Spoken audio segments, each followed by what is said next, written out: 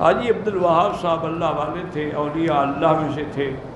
ساری زندگی ان کی اللہ کے دین کی دعوت میں گزر گئی، اللہ ان کے قبروں پہ کروڑوں رحمتیں فرمائے۔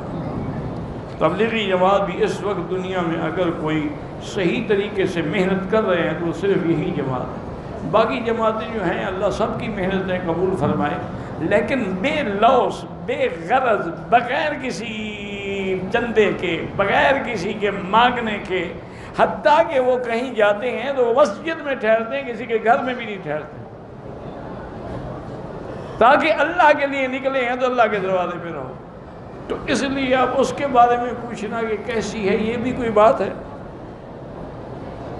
سورۃ النحل میں سیدھا، بالکل سیدھا کر لیں، آپ نے آیت سنی ہے تو سیدھا کریں۔ عصر کی نماز پڑھ کے آپ دو نفل نہیں پڑھ سکتے، نہ کوئی نماز پڑھ سکتے ہیں، کیونکہ میرے آقا کی حدیث ہے کہ لا صلاۃ بعد العصر حتی تغرب الشمس، عصر کے بعد کوئی نماز نہیں جب تک سورج نہ ڈوبے۔ یہاں کے ائمہ بھی کہتے ہیں کہ نہ پڑھیں، لیکن وہ کہتے ہیں کہ اگر مجبوری ہے، طواف کیا، جانا ہے، چلو 2 رکعت پڑھ لیں۔